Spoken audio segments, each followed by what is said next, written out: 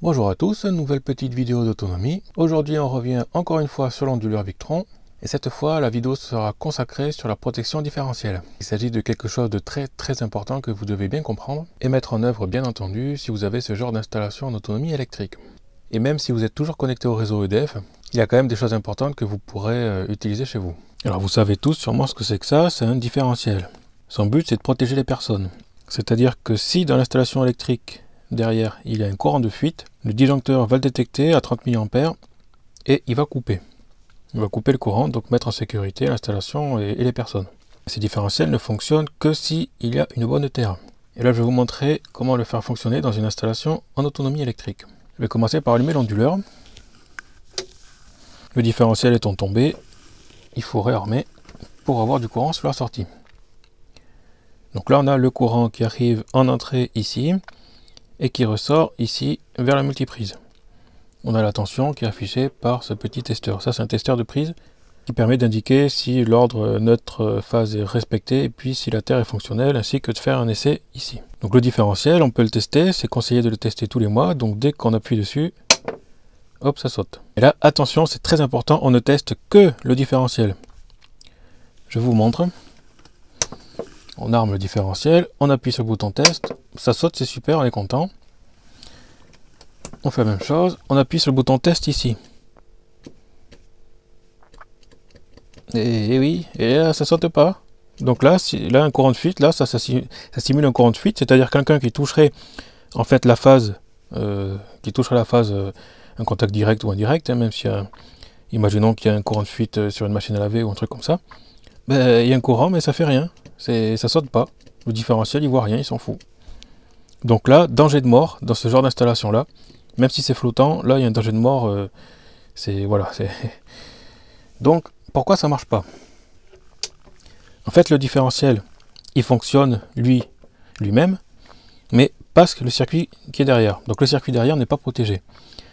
Parce qu'en fait, le différentiel, dans sa fabrication interne, quand on appuie sur le bouton test, ça met un courant de fuite entre la sortie et l'entrée de la bobine qui mesure le courant de fuite. Ce qui fait qu'en lui-même, il va forcément fonctionner s'il est en bon état. Mais derrière, par contre, il ne va rien voir du tout. Parce que la terre, en fait, elle n'est pas reliée. Donc pour le faire fonctionner, très important, attention, très grosse manip, vous prenez un fil et vous shuntez la terre avec une des deux sorties. Alors, comment choisir? Normalement, c'est le bleu, puisque le neutre, c'est le bleu. Donc, on va faire un pont avec le neutre. Là, qu'est-ce qu'on fait? En fait, on crée une terre référencée au neutre. Ou, dans un autre sens, on crée un neutre par rapport à la terre, ce qui revient un peu au même. Ça, c'est une installation que vous devez faire absolument dans une installation en autonomie électrique, mais pas dans une installation classique, parce que c'est déjà fait par ERDF, ça. C'est-à-dire qu'en fait, ce pontage-là, il existe déjà dans les transfos EDF. Donc maintenant, je remets sous tension. Voilà. Là, qu'est-ce qu'on voit? Le LED de chaque côté, ça veut dire live et neutre inversé. Donc phase et neutre sont inversées. Si j'appuie, ça saute toujours pas. Par contre, on voit qu'ici la lampe elle s'allume pas. C'est-à-dire qu'en fait, si on fait un courant de fuite entre ce qui est censé être la phase et la terre, ça fait rien. Ça fait rien en fait parce que simplement c'est pas le bon fil qui est branché. Je vous montre ça. On éteint. Maintenant je débranche ce qui est censé être le neutre, qui était le bleu, pour brancher à la place la phase. Je rallume. Maintenant les deux LED de gauche sont allumées. Donc ça indique que c'est correct. Et si je teste, hop, ça saute.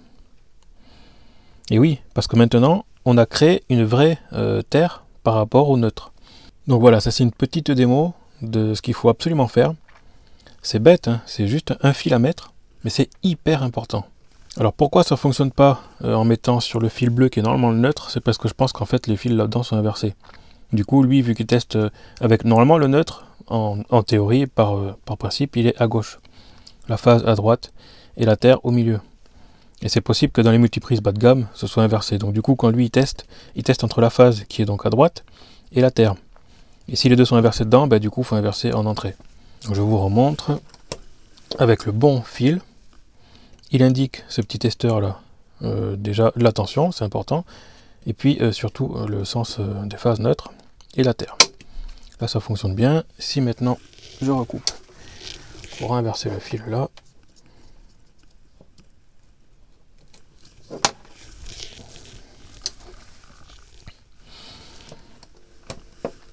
ça ne fonctionnera pas. Mais le différentiel, lui il saute. Donc en testant comme ça, on peut se dire ouais c'est super, ça protège, machin, ça fonctionne.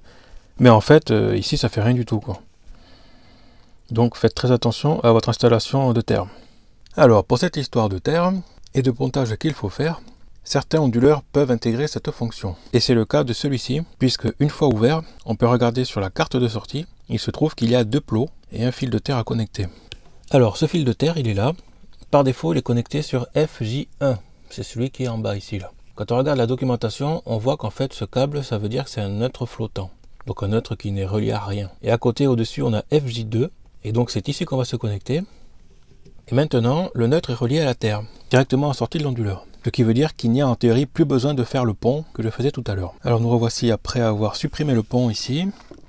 Et laissé le jumper ici sur FJ2. Donc c'est toujours connecté pareil au différentiel. Et ici sur la prise de test. Donc on va mettre le courant. Ici, qu'est-ce qu'on peut voir sur les LED? Live, nœud, reverse. Donc ça en fait, c'est la phase des notes qui sont inversées. Donc si j'appuie, bah, il ne se passe rien. Parce qu'en fait, quand on ponte là avec le bouton de test, on ne teste pas le bon. Encore une fois, si ici on déclenche, là ça fonctionne forcément, puisqu'en fait le pontage est à l'intérieur, donc c'est un peu de la triche, quoi. Puisque ça, pour rappel, ça permet de tester que le différentiel, c'est tout. Et pas l'installation. Donc on débranche, on inverse ici le sens de la prise. On remet le courant. Et cette fois, on peut voir que l'état des LED ici est correct. Donc maintenant, si on appuie, hop, ça saute. Et là, comme vous pouvez voir, il n'y a plus le pont sur la terre. Puisque le pont a été fait en interne, c'est prévu par cet onduleur-là. Donc voilà, ça va dépendre de votre onduleur. Il faut bien penser à regarder ses caractéristiques et les informations pour savoir s'il faut le faire le pont en interne si c'est prévu ou en externe si c'est pas prévu. Donc actuellement, nous, pour notre installation électrique, ce que j'ai fait, j'ai ponté en fait ici le neutre et la terre avec l'ancien onduleur parce que lui, c'était pas prévu. Mais avec le nouveau, ce sera pas la peine, ce sera directement intégré comme ça. Donc là, il est prêt. Donc nous voici avec une dernière maquette. Cette fois, j'ai rajouté une terre ici, vissée sur l'axe qui est prévu pour, hein, c'est le petit bornier de terre. Le câble arrive ici et est branché à la prise. Donc la prise, elle a déjà une terre. Et dans l'onduleur, du coup, la terre est reliée au neutre. C'est la manip que j'ai faite tout à l'heure. La terre est aussi reliée à la masse du boîtier, à la carcasse métallique en fait. Et à la borne qui est ici. Donc en fait, ça fait une boucle de terre là. Ensuite, on envoie ça dans ce disjoncteur. Donc ça, c'est un disjoncteur d'abonné. Ou un disjoncteur de branchement, on appelle ça comme on veut. La sortie passe par un câble jusqu'à l'autre disjoncteur. Et puis ensuite on arrive à la prise normalement. Donc je récapitule, onduleur, le disjoncteur d'abonné et le différentiel pour les prises qui sont derrière. Celui-là c'est un 500 mA et celui-là c'est qu'un 30 mA. Donc normalement celui-là doit sauter avant celui-là. Le but est d'utiliser celui-là en amont, le plus près possible de l'onduleur. C'est qu'en fait ici si vous avez une grande longueur de câble entre l'onduleur et puis le tableau électrique, eh bien, si jamais il y a un problème, une souris ou autre qui vient grignoter les fils, machin, ça va sauter ici. Et s'il n'y a pas ça, du coup, il n'y aura pas si jamais il y a un courant de fuite, il n'y a rien qui va sauter, puisque l'onduleur en lui-même, sa sortie n'est pas protégée, quoi. Donc ça, c'est vraiment utile, en fait, que si vous avez une grande longueur de câble. Celui-là, en principe, n'est jamais censé sauter, de toute façon. C'est une protection, surtout pour la liaison, quoi, entre les deux. Mais je détaillerai tout ça, de toute façon, lors de l'installation finale. Vous verrez ça dans une prochaine vidéo. Donc là, on va faire l'essai. Je vais mettre sous tension. Donc j'arme celui-là et j'arme celui-là. Là on voit bien qu'on a la bonne polarité et si j'appuie ça saute celui-là. On peut aussi le tester lui et on peut aussi le tester lui. Ça c'est quelque chose qu'il faut faire donc normalement une fois par mois pour tester les appareils, mais comme je répète encore une fois que ça ne teste que les appareils et pas ce qu'il y a derrière. Pour tester ce qu'il y a derrière, il faut utiliser ce genre de prise là. Donc ça coûte que quelques euros, je vous conseille d'en acheter une, c'est toujours utile. Voilà, la vidéo était un peu longue, j'espère que ça vous a intéressé, mais c'était très important. Donc ce qu'il faut retenir, c'est qu'il vous faut absolument une terre dans l'installation. Bien sûr, à ça, il faut ajouter un piquet de terre, hein. Donc ne loupez pas la prochaine vidéo, elle concernera d'autres essais encore sur cette ondulure-là, avec son paramétrage en Bluetooth, et puis des essais de seuil. Voilà pour cette petite vidéo. À plus.